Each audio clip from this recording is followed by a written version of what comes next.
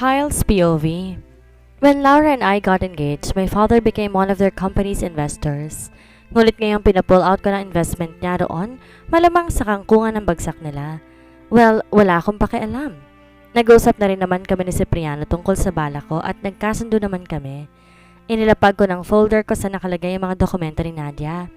Sa tabi ng folder patungkol kay Kervin. Tiningnan ko ang natitirang papel at tinawakan yon. It was Francine's file. Hindi ko rin alam kung bakit, kundi tila ba nakadama ako ng kaba nang buksan ko iyon at mabasa nakasulat sa unang pahina. Ang hindi masasabing kwento ni Francine. That's what it says on the front page. Muli kong inilipat ang pahina at larawan naman na makikita roon. Larawan na isang batang lalaki at babae na magkahawak kamay. Tansya ko nasa edad 4 o 5. Kapareho ng kulay ng mata, kutis at kulay ng buhok.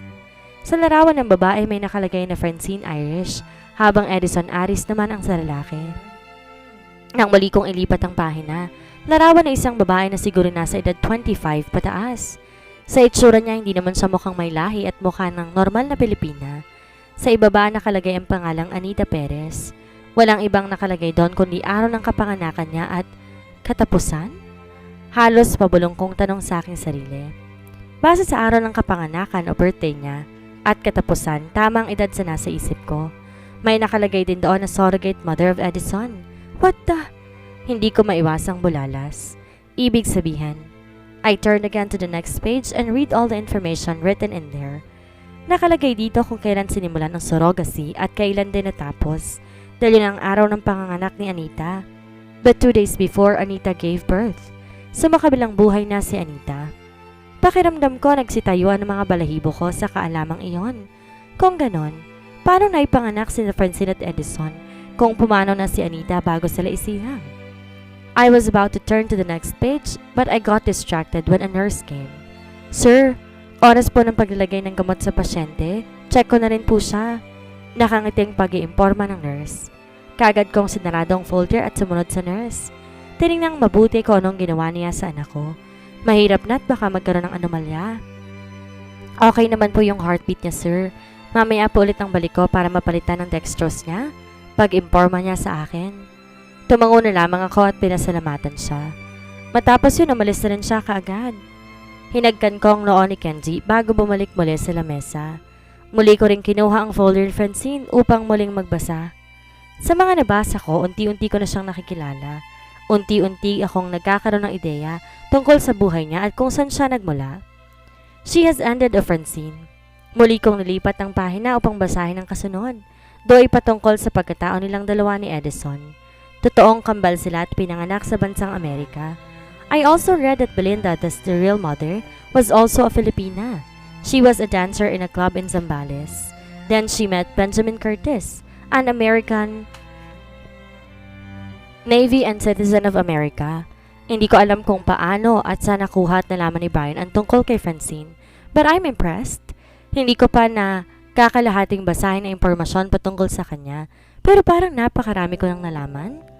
Tumayo ako at pumunta sa tabi ni Kenji upang pagmasdan siya. Sinalat ko rin ang noon niya kung mainit pa siya o hindi. And when I'm about to stand up again to get some water, Francine entered the room. We need to talk. Nang sabihin ni Francine iyon, tila ba kinabahan ako. Parang may kung anong init na dumaloy sa katawan ko at nagsasabi na hindi ito ang tamang oras para sa kung anumang gusto niyang pag-usapan namin. Can we just not talk about that now? My son is in danger, na hindi pa nga nagigising. Sunod-sunod kong sabi sa kanya. Sa nakikita kong kaseryosohan sa mukha niya, malamang na hindi ko magugustuhan ang sasabihin niya, na para namang hindi ko alam. Anak ko rin yan, Kyle. Anak ko na walang mali ngayon dahil sa pesting babae mo. Malakas at may DNA ang sigaw. Ano ba naman, Francine? Wala akong babae. How many times do I have to tell you that I don't have any other woman than you? I shout back, feeling annoyed. She looks annoyed too, but what should I do? What should I say? Wala naman akong nililihim sa kanya. Magkasama na nga kami araw-araw sa buhay. Me and my son... I told you, not now. Putol ko sa kanya. Son, we're going back. No, baby, please. No. Ayoko marinig ang mga sinasabi niya. Kung pwede lang na magmakaawa, ginawa ko na. Kahit lumuhod sa harapan niya, gagawin ko rin yun. Wag lang ituloy ang binabalak niya. Back to America, Kyle? Pagtatapos niya. Tinalikuran niya ako. Dumiretso papunta kay Kenji. Marahan niyang hinaplos ang mukha nito at ginawaran ng hagdan sa noo. Maayos ng buhay ko. Ang buhay namin ng mga anak ko. Naibigay ko rin naman ang pangangailangan nila. Nasusunod ko ang gusto nila. Mahal sila ng pamilya ko at kaibigan ko. Masaya sila kahit dalawa lang sila. Masaya kami. Bumagsak ang kanyang mga luha mula sa kanyang pisngi. Gusto ko siyang hawakan. Punasan ang mga luha niya pero hindi ko magawa. Para napakalapit niya pero napakalayo niya. Hindi ko alam ang sasabihin ko kaya nanahimik na lamang ako. Not until we move back here. Akala ko kasi magiging maayos pa rin ang lahat. Akala ko okay lang na bumalik kami rito. Nakaplano lang lahat eh. Kaya lang bigla kang umiksena. She wipes her tears. She also bowed her head at iniwasan ang tingin ko. Kung alam ko lang na ganito ang mangyayari, hinayaan ko na lang sana na wala silang alam tungkol sa'yo. Hindi sana kita pinakilala sa kanila. Hindi ko na sana hiniyaang mapalapit kami sa'yo ulit. They were so happy meeting their father for the first time. Having you, holding you, and calling you daddy. But look what happened to my son. Pakiramdam ko'y may batong nakaharang sa lalamunan ko. Parang pinipiga ang puso ko sa bawat tuhang kumakawala sa mga mata ni Francine. Hindi ko alam kung paano at saan ako mag-uumpisa para magpaliwanag sa kanya. Pero paano ba ako magpapaliwanag kung ang bawat sasabihin ko hindi niya naman pinaniniwalaan? Na hindi niya man lang ako mabigyan ng pagkakataon upang sabihin ng saloobin ko. Pilit ko silang nililihis sa landas na kinagisnan ko, sa landas na meron ako noon. Pilit kong inaayos ang buhay ko dahil alam kong sirang-sira ako sa mata mo, sa mata ninyong lahat. At ayoko na ganon din ang isipin ng mga anak ko tungkol sa akin. How many years I have suffered. I have felt self-pity. Naabuso ako. He was a total mess. But I would do anything for my sons, Kyle. Given a chance, ako ang tatapos kina Nadia. Ang peste naman kasi, napakarami ng lalaki dyan. Kung bakit sa'yo pa, hindi naman siguro ganito ang mangyayari kung hindi kita nakilala.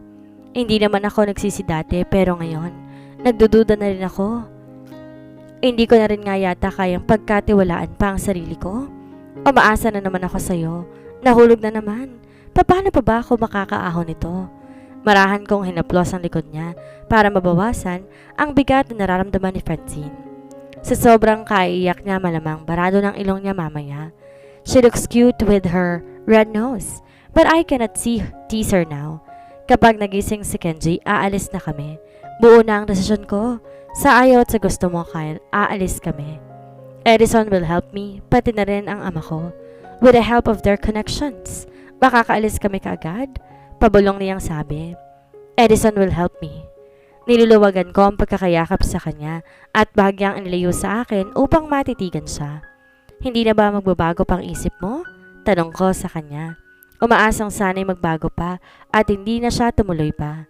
Buo na ang pasya ko, Kyle, para din to sa mga bata. Hindi ko siguro ito ang tamang panahon para sa ating dalawa.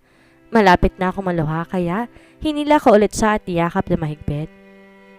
Knowing that she will leave me again made my heart break into so many pieces. Not to mention that she is leaving. At wala namang naiwan kundi ang mga alaala. Mga alaalang nagising ako na nasa tabi ko siya at napapikit na siya ang huling taong nakita ko. Mga alaala ng ating masasayang araw, mga gabing walang tulog, pagpapasaya sa isa't isa at syempre, alaala ng ating kumpletong pamilya. Mabubuhay ba ako ngayon na wala siya at ang aking mga anak? Babalik ka naman, diba? Babalik kayo ulit? I asked, trying to control myself. Hihintayin mo ko? Hinagkan ko ang noo niya at mariing pinikit ang aking mga mata, treasuring the moment. Maghihintay ako. Mama, Daddy?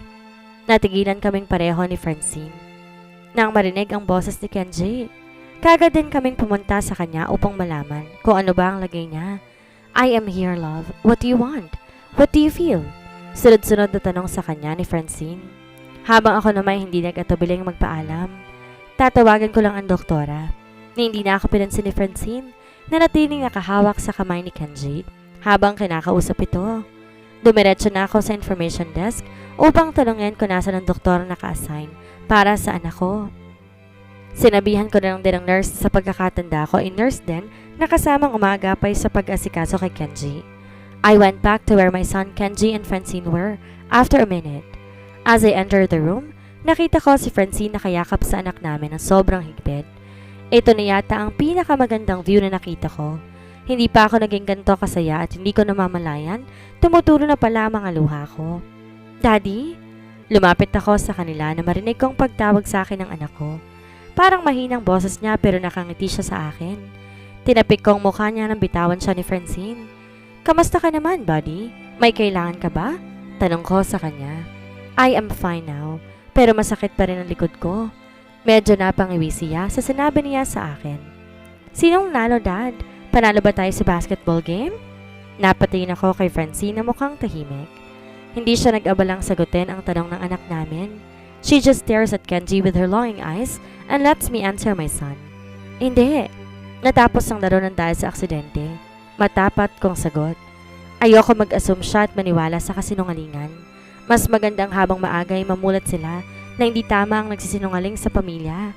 Kung ipinamulat sa kanila ni Francine ang salitang pangako, nais ko namang sa akin magmula ang katotohanan at hindi ang kasinungalingan. Can we play again when I gain back my strength, Dad? Muli niyang tanong. Halatang umaasa siya base sa tono ng pananalita niya at emosyon na nakabadha sa mukha niya. Nais ko mang sumagot sa kanya ngunit hindi ko na nagawa, lalo pa nang hawakan ni Francine ang kamay ko. Tila ba senyales iyon na wag akong magbitaw ng salita sa anak namin. We were going back to America, love? Nakangiting sabi ni Francine sa kanya. Ang saya nung nararamdaman ko kanina ay napalitan ng ibang emosyon. Nakakamiss kahit nandito pa sila, nangungulila sa kanila, nasasaktan sa mga susunod na mangyayari. Magiging isang emosyon ang lahat ng iyon. Pain. Talaga, Mom? Mukhang excited na sambit ni Kenji. Nanlaki ang mga mata niya habang nakabukas ang bibig sa pagtatanong sa ina. Sasama ka rin ba, Dad? Bigla niya akong tinanong. Ipinilig kong noo habang tinatapik ang balikat niya, letting him know that it's okay. Hindi naman ako maaaring sumama sa kanila dahil maraming responsibilidad din na nakaatang sa akin. Napakarami kong pasan sa balikat ko. Higit sa lahat, hindi ko naman alam kung gusto ba ako makasama ni Francine doon o hindi. Kaya nga rin sila aalis ay nang dahil sa akin eh. Dahil napahamak lang sila kapag kasama ako. But why? He asked again, still hoping. Sasagot sana ako sa kanya na marinig namin ang boses ni Mom na katutuloy lang sa kwarto na kinagulat namin. Kamusta ang pakiramdam ng baby ko? Tanong niya habang nakatingin kay Kenji. Hindi niya kasama si Dad o baka naman nasa labas pa. Hi Grandma, I'm okay now. Where is Grandpa? Hinagka ni Mama ang noo ni Kenji habang hinila ko naman ang kamay ni Francine. Gusto ko siyang makausap ulit. Baka sakaling magbago pa ang isipan niya. Let's go? Bulong ko sa tenga niya. Nag-aalinlangan man sumama pa rin siya sa akin. Nagpaalam lang siya kay Mama habang ako naman nauna nang umalis. Can we eat first? I'm starving, she asked. Napatingin naman ako sa kanya nang bigla niyang sinabi iyon pagkaalis niya na silid. Saan ba siya galing? Sa bahay niya? Hindi pa ba siya kumain? Gusto kong itanong sa kanyang lahat ng yon. I hold her hand too while we're walking. I don't know, but I'm craving for banana Q. Nagsalubong ang kilay ko, pero hindi ko alam kung saan ako makakabili ng banana Q. Since narito kami sa ospital. Or lumpiang gulay na lang kaya? What do you think? Napabuntong hininga na lamang ako dahil hindi ko alam kung saan restaurant ko hahanapin ang pagkaing sinasabi niya. Hindi pa ako nakakita ng mga yon. Sadyang, hindi ko palang nakikita mga pagkain yon sa mga restaurants na napuntahan ko na. Yun talaga ang gusto mo? Tanong ko na lang sa kanya. Umaasa na sana ay may ibang pagkain pa na mag-pop up sa isip niya. Let's see kung maganda ang lasa o hindi. Bali walang sagot niya naman. We went to the parking area and immediately ride in my car. I help her put on the seatbelt. After that, I drive to the nearest restaurant I know. What happened to Nadja? Nahuli ba siya ng mga kaibigan mo? Tanong niya habang nasa biyahe pa kami. Sa totoo lang, wala pa akong balita. Wala pang sinasabi sa akin ng mga kaibigan ko, ngunit alam ko dulin alam kong awak na nila si Nadja ngayon. Di kaya, nasa bar na si Leonardo sa HGS. Mahigpit kong ibinilin sa kanila na kapag nahuli nila si Nadja, wag na munang dalhin sa kulungan. Marami pa akong dapat itanong sa kanya at malaman. Wala rin akong pakialam kung buntis siya o hindi. Wala akong pakialam sa kalagayan niya at ang batang dinadala niya na ako raw ang ama. Sa dinami-rami ng impormasyong nabasa ko tungkol sa kanya, mula sa folder na ibinigay niya sa akin ni Brian. Tingin ba talaga niya maniniwala ako sa kanya? I don't know. Why? Gusto mo bang maghiganti? Tanong ko sa kanya, pero inihilig lang niya ang mukha niya sa bintana at pumikit. Ni hindi niya malang ako pinansin at di rin pinagkabalahang sagutin ang tanong ko.